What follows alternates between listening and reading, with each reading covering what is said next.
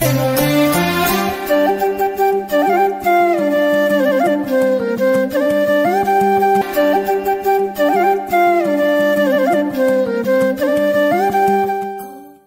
అండి, నేను అపర్ణ. భారతీయ సంస్కృతికి స్వాగతం. కార్తీక పురాణం 27వ రోజు పారాయణం. విష్ణుగణాలు చెప్పిన చోళ విష్ణుదాసుల కథానంతరం ధర్మదత్తుడు మరలా వారిని, ఓ గణాధిపతులారా, జయ విజయులు వైకుంఠమందలి విష్ణు ద్వారపాలకులు అని విని ఉన్నాను. వారు ఎటువంటి పుణ్యం చేసుకోవడం వలన విష్ణు స్వరూపులై అంతటి స్థానాన్ని పొందారో తెలియచేయండి అని అడగడంతో ఆ గణాధిపతులు ఇలా చెప్పనారంభించారు. జయ విజయుల పూర్వజన్మలు. తృణబిందుడి కూతురు దేవహూతి. ఆమె యందు కర్దమ ప్రజాపతి యొక్క దృక్స్ఖలనం జరగడం వలన 2 కుమారులు కలిగారు. వారిలో పెద్దవాడు జయుడు, రెండోవాడు విజయుడు. వాళ్ళిద్దరూ కూడా విష్ణు భక్తి పరాయణులే అయ్యారు. అనంతరం అష్టాక్షరి మంత్రాన్ని జపించడం వలన వాళ్ళు విష్ణు సాక్షాత్కారాన్ని కూడా పొందారు, వేద విధులయ్యారు. యజ్ఞాలు చేయించడంలో ప్రజ్ఞ గలవారుగా ప్రసిద్ధి చెందారు. అందువలన మరుత్తుడు అనే రాజు వీరిద్దరి వద్దకు వచ్చి తన చేత యజ్ఞం చేయించవలసిందిగా వాంఛించాడు. అన్నదమ్ములిద్దరూ కలిసి వెళ్లి ఒకరు బ్రహ్మ, మరొకరు యాజకులుగా ఉండి ఆ యజ్ఞాన్ని దిగ్విజయంగా నెరవేర్చారు. సంతుష్టుడైన మరుత్తు వారికి అగణితమైన దక్షిణలను ఇచ్చాడు. ఆ సొమ్ముతో ఈ అన్నదమ్ములు ఎవరికి వారుగా విష్ణు యజ్ఞం నిర్వర్తింపదలిచారు. తదర్థంగా మరుత్తు ఇచ్చిన మహాదక్షిణను పంచుకోవడంలో ఇరువురికి తగాదాలు వచ్చాయి. ఇద్దరికీ చెరిసగం అనేది జయుడి వాదం కాగా తనకు ఎక్కువగా వాటా కావాలి అని విజయుడు కోరాడు.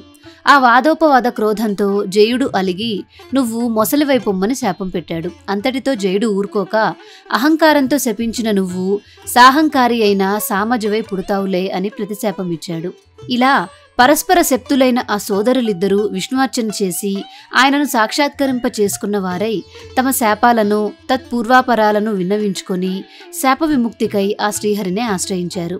హే భగవాన్, నీకింతటి చేరువ భక్తులమైన మేము మొసలిగాను ఏనుగుగాను పుట్టడం చాలా ఘోరమైన విషయం కనుక మా శాపాల నుంచి మమ్ములను మళ్లించు అని మనవి చేశారు. అందుకు మందహాసం చేస్తూ అంబుజనాభుడు, జయ విజయులారా, నా భక్తుల మాటలు పొల్లుపోనీయకపోవడమే నా విధి. వాటిని అసత్యాలుగా చేసే శక్తి నాకు లేదు. పూర్వం ప్రహ్లాద వాక్యం కోసం స్తంభం నుంచి ఆవిర్భవించాను. అంబరీషుని వాక్యం ప్రకారం దశావతారాలను ధరించాను. అందువలన మీరు సత్యం తప్పని వారై మీ శాపాలను అనుభవించి అంత్యంలో వైకుంఠాన్ని పొందండి అని ఆదేశించడంతో తదాదేశాన్ని శిరసావహించి ఆ జయ విజయులిద్దరూ గండకీ నదీ ప్రాంతాన మకర మాతంగాలుగా జన్మించి పూర్వ జ్ఞానం కలవారై విష్ణు చింతనంతోనే కాలం గడపసాగారు. అలా ఉండగా ఒకానొక కార్తీక మాసం ప్రవేశించింది. ఆ కార్తీక మాసంలో కార్తీక స్నానం చేయాలి అనే కోరికతో ఏనుగైన జయుడు గండకీ నదికి వచ్చాడు. నీటిలోనికి దిగిందే తడవుగా అందులోనే మొసలిగా ఉంటున్న విజయుడు ఏనుగును గుర్తించి దాని పాదాన్ని బలంగా నోట కరిచాడు. విడిపించుకోవడానికి చేసిన ప్రయత్నాలు విఫలం కావడంతో గజదేహుడైన జయుడు విష్ణువును ప్రార్థించాడు. తలచిందే తడవుగా ప్రత్యక్షమైన శ్రీ మహావిష్ణువు తన చక్రాయుధాన్ని ప్రయోగించి ఆ కరీ మకరాలు రెండింటినీ ఉద్ధరించి వారికి వైకుంఠ ప్రాప్తిని కలిగించాడు. తదాదిగా ఆ స్థలం హరిక్షేత్రంగా విరాజిల్లసాగింది.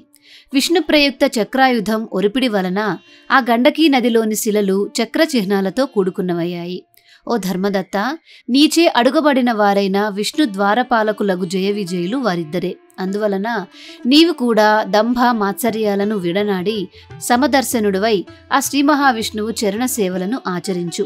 తుల, మకర, మేష సంక్రమణాలలో ప్రాతస్నానాలు ఆచరించు. తులసీ వన సంరక్షణ మందు నిష్టగలవాడివై ప్రవర్తించు. గో బ్రాహ్మణులను విష్ణు భక్తులను సర్వదా సేవించు.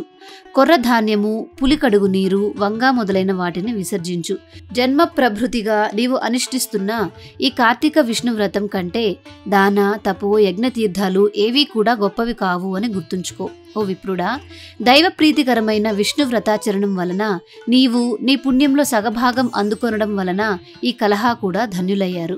ప్రస్తుతం మేము ఆమెను వైకుంఠానికి తీసుకుని వెళ్తున్నాము అని విష్ణుగణాలు ధర్మదత్తునితో హితవాడి అతనిని పునః నియమవ్రతనిష్ఠుడిని చేసి కలహా సమేతంగా విమానాన వైకుంఠానికి బయలుదేరారు.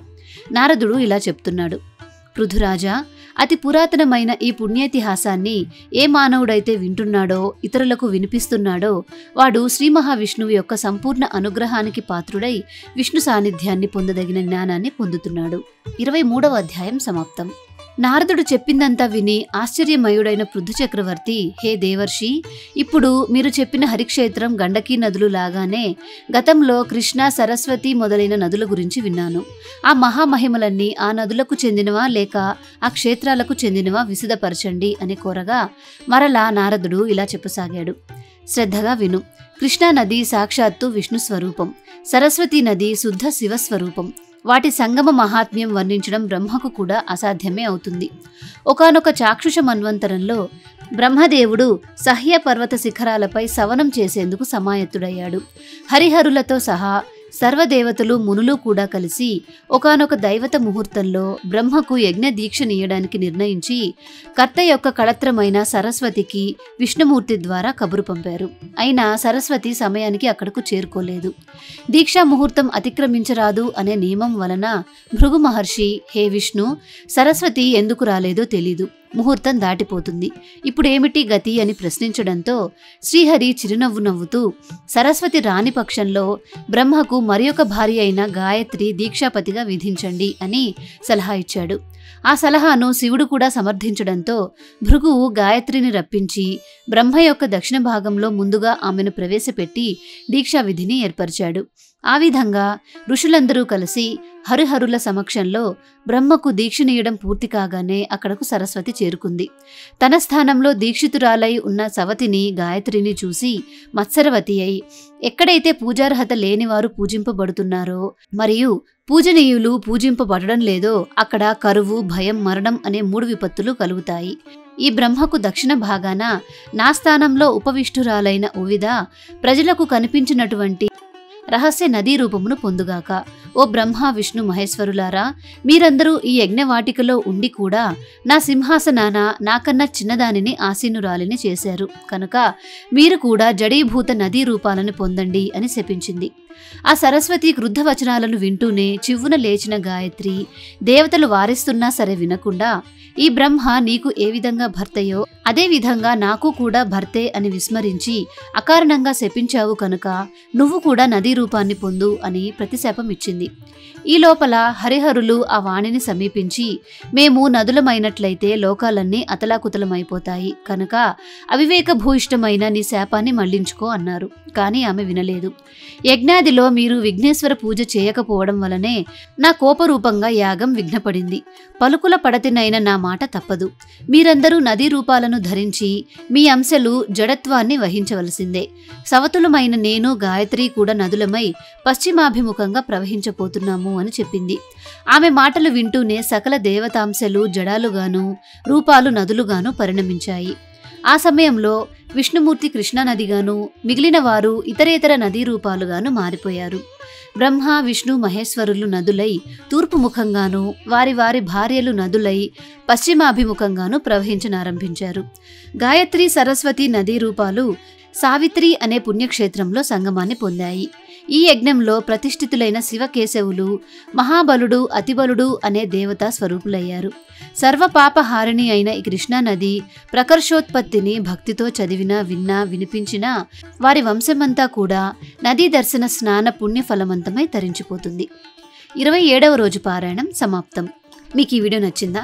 నచ్చినట్లయితే లైక్ చేసి మీ వాళ్ళందరికీ షేర్ చేయండి. భారతీయ సంస్కృతి ఛానల్ని సబ్స్క్రైబ్ చేసుకొని బెల్ ఐకాన్ని యాక్టివేట్ చేసుకోండి. తిరిగి రేపటి రోజు పారాయణంలో మళ్ళీ కలుసుకుందాం. నమస్కారం.